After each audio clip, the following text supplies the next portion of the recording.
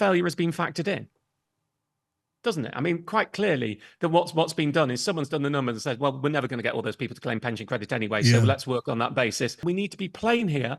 We have pensioner households on less than £11,400 a year income, which is a tiny amount, who the government says should be getting winter fuel payment. Even the government with its narrow means testing said those people, they really need it, who are going to miss out. And I cannot see any way of targeting those people and getting, I mean, even a fraction of them to claim this before it hits, which means we have a real risk that 800,000 of the lowest income pensioners, the bottom income pensioners, the ones the government says should get help, are going to miss out on a £500 net help on their energy bills this winter. And that is going to bring them down to the choice between heating and eating. Now, you could say, yes, we're going to do a lot of work to try and contact these people, but it's been done many times before, and I can't foresee a way of contacting most of those people. You might get it down to 700,000 at best, and therefore we have to find another route to help those people. And saying that, well, there are other funds available doesn't matter,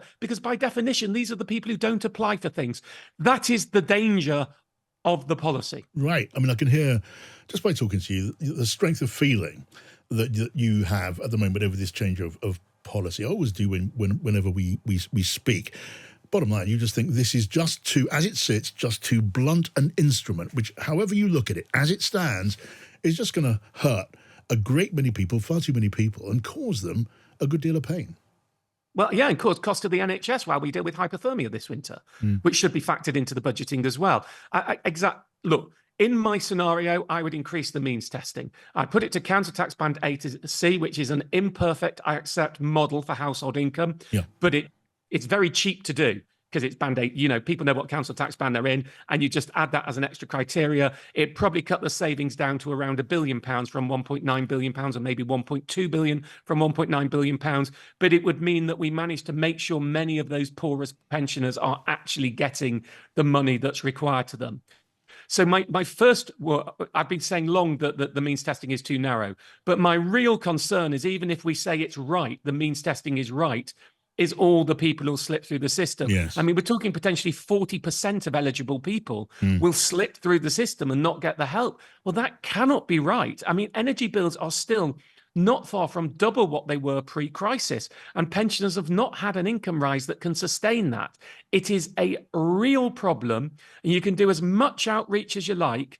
You're not going to hit some of those pensioners who are too proud to claim it, some of those pensioners who simply don't know they can claim it, some of those pensioners who feel shame of claiming benefits, and some of those pensioners with conditions such as onset dementia who just are simply never going to be able to deal with the bureaucracy that's needed to claim. Right, so this change is going to hurt a lot of people. The government says they have no wish at all to harm.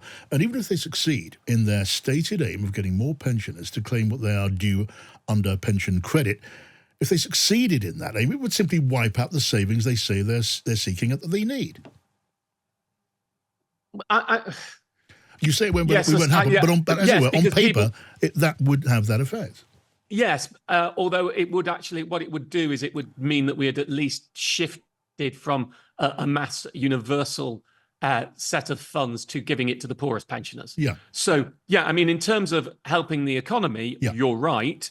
It would defeat the point, and we're being told that this is being done in order to balance the books. Well, it wouldn't balance the books. So certainly, if they succeeded, it wouldn't balance the books. In terms of redistribution to the very poorest who are going to struggle, it would probably be positive. Right. But it's not going to happen, John. I mean, that's cloud cuckoo land. Sure, we're not going to reach those people. Yeah, but that argument is part of the arguments that have been deployed by the government. And you say it doesn't work in effect, and it wouldn't work in theory. In practice, if they succeeded in that aim.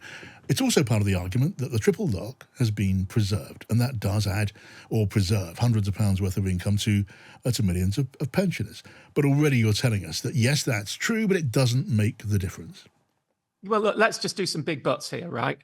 So first of all, the number that's come out today that the full state pension, the full new state pension will rise by 460 quid.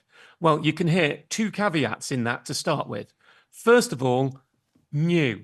only 1 in 4 pensioners get the new state pension. The majority of pensioners get the old state pension. That's going up by about £350 because it's lower to start with. So a percentage increase is going to be smaller on that. And that's most older pensioners, all those who got their pension before April, started state pension before April 2016. Secondly, full. The word full. That is the rise if you get the full state pension. Most of the poorest pensioners don't get the full state pension. Those on pension credit definitely, or almost all of them, don't get the full state pension. Those I'm talking about who are missing in the gap, that they're not going to get pension credit, definitely don't get the full state pension. So they won't be getting that rise. And that rise, of course, comes in next April. That doesn't work for this winter. So the argument and the releasing the news, and yes, it's good, and it is good news, the triple lock's working, that's next April. That's not this winter. That's not keeping people of the very poorest pensioners out of hospitals this winter. So I don't think that really stacks up. It's a really, and it's interesting. I mean, I know you're politics, man. So I did a couple of speeches on the parliamentary estate, or near the parliamentary estate last night. One about terrible council tax collection practices that are so aggressive then make the banks blush, and the other to the all-party parliamentary group on financial education. And I spoke privately to quite a lot of MPs. And I cannot tell you the look in the eyes, many of those MPs, when it was talked about, I was going to meet Rachel Reeves, which I'm doing later this afternoon. You're playing, this is a pre-recorded interview for people who are listening after that. And they were all, there was a sort of look, and it was very plain. They were going, oh, I hope you managed to change your mind. And I find it very fascinating because many of the new Labour MPs are totally torn. They want to be loyal. They want to stick with the whip. They want to do the right thing. They want to go with the party. But I mean, they have their buttocks clenched about supporting this policy. I mean, and no one is, and the problem is all the polls out there of who supports, who don't. Yes, of course. If you ask me, do I support ending universality of the winter fuel payment where we're in tough economic strictures? Yes, I support ending universality. But do I support a very tight means testing that is also ineffective even for the poorest pensioners? No, I don't support it. The system that's being put in place is not fair, is not just, and it is unnecessarily punitive to the poorest pensioners, and it needs tweaking. We need mitigation. I have to say you're making a pretty powerful case. I mean, even looking at it through Rachel Reeves' eyes, you're saying this doesn't work practically, it doesn't work politically because of the impact that it's going to have and how that's subsequently going to be seen, and it doesn't work economically either from the point of view of helping the government deal with the debt and the deficit. No. Well, it does. It does because failure has been factored in, doesn't it? I mean, quite clearly that what's been done is someone's done the numbers and said, well, we're never going to get all those people to claim pension credit anyway, so let's work on that basis. And therefore failure is factored in, and it will. The one thing it will do is it will. I mean, I'm never a great fan of the phrase balancing the books. It tries to use the analogy of household finance to economic finance.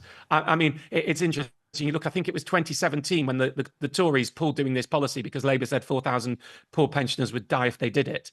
I just find it a really, I don't understand why this is what the totem that you would do at the start of a new Labour government. I mean, it did not. I mean, I get why you don't wait to the budget because then people say no one's had enough warning. So it had to be done earlier. But I don't. This isn't the line you would draw in the sand. I don't understand it. And I find it quite difficult to go there. I mean, my meeting that I'm doing later, which is that will have happened by the time you talk, but I can't talk about what I said in the meeting afterwards. So it's good to do this interview beforehand. I have many other issues, carers allowance, lifetime ISAs, lots of other things are on the agenda. It wasn't originally about winter fuel payment, but I will be making as strongly as I can the point that I think this is a dangerous policy. They have to find a way of filling the gaps for those who are on pension credit and not claiming, even if that's all they do. I mean, it still, I think, is too narrow, but that is the absolute minimum. And I can't see a way to do it. I've got some solutions to help improve it. I mean, they're trite things but not trite. They would work. We need a 3-digit phone number. I don't know if you know about 3-digit phone numbers. There's a number 159 that you can dial to call your bank. Right. If you're worried about a scam, you just dial 159, and because only government could do 3-digit phone numbers, it's legit. So I think because of the risk of scams over this, I would do a 3-digit pension credit helpline phone number. So people can just dial. Things like that can help. But then they're not going to shift the mainstream here.